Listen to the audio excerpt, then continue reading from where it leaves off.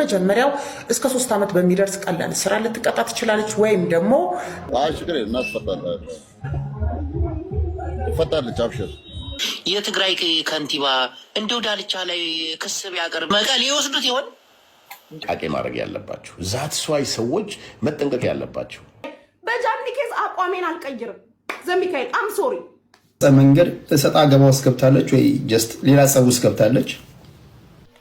ሰላም ቤተሰቦች፣ ወደ ሙሉ ቪዲዮ ከመሄዳችን በፊት እንደተነጋገር ነው የቤተኛ ኮሜንታተር ሽልማት የ500 ወይም የ500 ብር ካርድ ሽልማቱ ኔክስት ቪዲዮ ላይ ወይ ነገ ወይም ከነገ ወዲያ ማሳውቅ ይሆናል ማለት ነው። ቤተሰቦች ሰፖርት እያደረጋችሁኝ ላላችሁ ልጆች በተለይ ቪፒኤን እያበራችሁ ላላችሁ ኮስት ሼር ለማድረግ ያሰብኩት ነው ማለት ነው። በጣም አመሰግናለሁ ቤተሰቦቼ።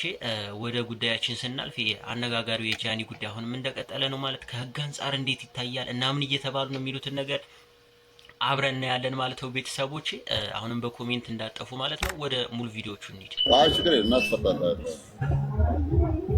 ይፈታለች። አብሽር ትሳልኝ ናት ከሶስተት ከብረ ዘገት አይጣፋም ለመሰለ ጭንቂ ናት ትናደድ ትላለች። ህፃናት እኔ አግኝቻታለሁ እዚህ ጋር ጃኒ ፎቶ አብረን ተነስተናል። ሰላም ሲቲ ሞል በጣም ጭንቂ ናት። ልጅ ነች።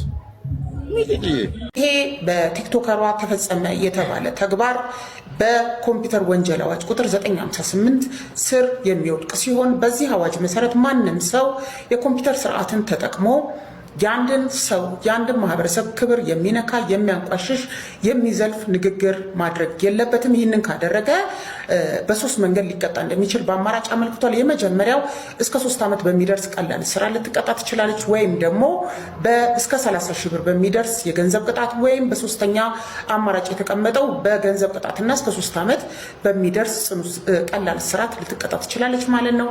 በመሆኑም እንዲህ ያሉ ተግባራት ለእስር የሚዳርጉና ከፍተኛ ጉዳት አጥፊው ላይ የሚያደርሱ መሆናቸውን ተገንዝበን ሁላችንም ልንጠነቀቅ ይገባል። ነገ ታርማት ነገ ስለ ድሬዳዋ በጣም ብዙ በሚሊዮን ተከታይ ያላት ልጅ ነች።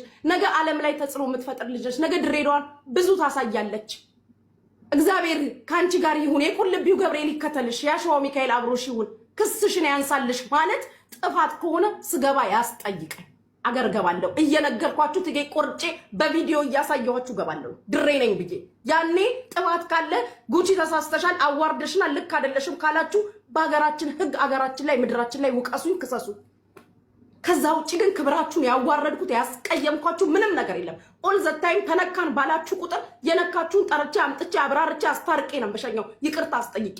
ዛሬ ለምንድን ነው የጃኒ ኬስ ሲሆን ኤቭሪባዲ ነው ደጎነታችሁ እኔ ላይ መጠቆም የፈለጋችሁት? ዛሬም በጃኒ ኬስ ሐሳቤን አልቀይርም። ለምን ይቅርታውን አብረን ነው የተቀበልነው 1000 ምናምን ሰው።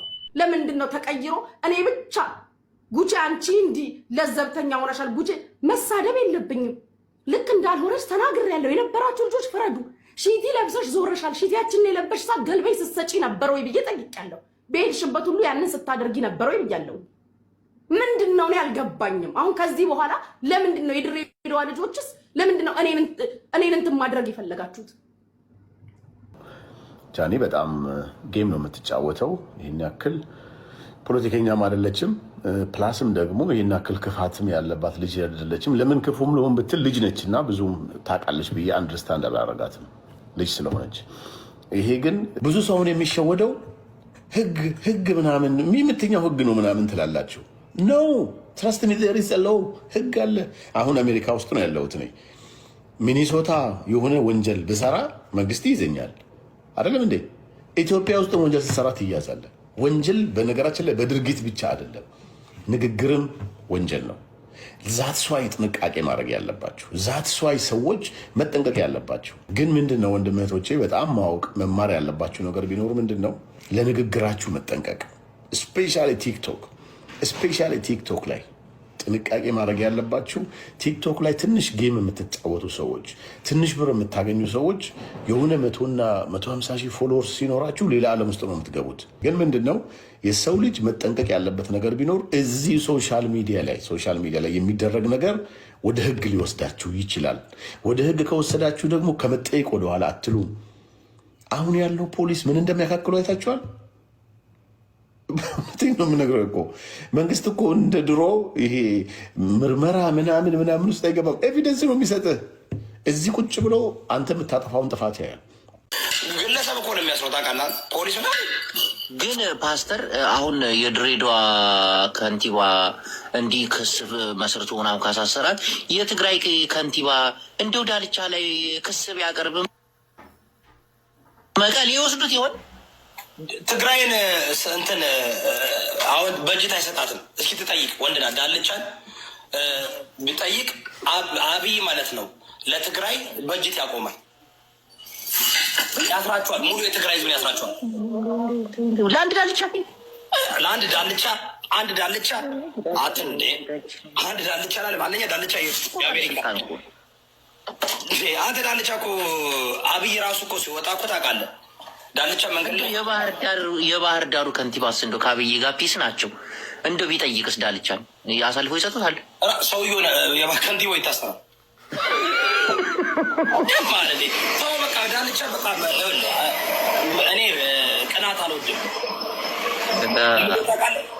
ዳልቻ ይኸው 1 ዓመት ከምናምን ተቀምጧል። እንደፈለገው ይንቀሳቀሳል። ሁለት ነገር አለ ወይ? የድሬዳዋ ተወላጆች ጠንካራ የሆነ ማህበር አላቸው፣ ጠንካራ ማህበር አላቸው። ወይ ልጅቷ ከሌላ ግለሰብ ጋር ምናልባት እዚህ ጋር በግልጽ ባልተገለጸ መንገድ እሰጣ ገባ ውስጥ ገብታለች፣ ወይ ጀስት ሌላ ጸብ ውስጥ ገብታለች፣ ወይም በቂም በቀል የሚፈልጋት ሰው አለ። እነዚህ ሶስቱ ነገሮች ናቸው የሚሆኑት። ወይ የድሬዳዋ ነዋሪዎች አይ ዶንት ቲንክ እኔ ድሬዳዋዎችን በጣም ነው የማውቃቸው። አይ ዶንት ቲንክ የድሬዳዋ ሰው ከሷት ነው። እኔ የድሬዳዋ ሰው ጊዜ ኖሮት ሰው ይከሳል ብዬ አላስብም። የድሬዳዋ ሰው እንዴት ሰው ይከሳል? አይከስም። የድሬዳዋ ሰው ሲከስ አይታችሁ ታውቃላችሁ?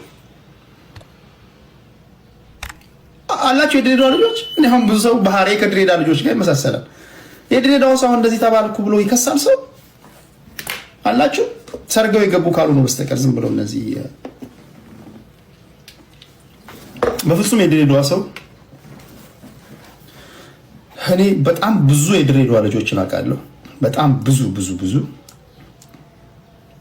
ጊዜ የሚላቸው እንደዚህ አይነት ነገር ለመክሰስ እንደዚህ አይነት ነገር ያደርጋሉ ብዬ አላስብም። ስለዚህ ጉዳዩ የሚሆነው ወይ ልጅቷ የተጣላችው በሌላ ጉዳይ ነው፣ ለጊዜው ባልተገለጸ መንገድ እናንተ ያልገባችሁ ነገር አለ። የሆነች ነገር ይዛችሁ ነው እንትን ይሄ ከዚህ ጋር አገናኝታችሁ ሊሆን ይችላል።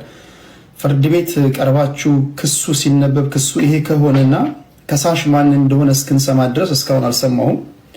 ለጊዜው ልናገር የምችለው መላምት ነው ማስቀምጠው በቂም በቀል ወይም ደግሞ በሌላ ጸብ ሊሆን ይችላል። ፍርድ ቤት ቀርባለች። ገና ሰኞ ነው የምትቀርበው።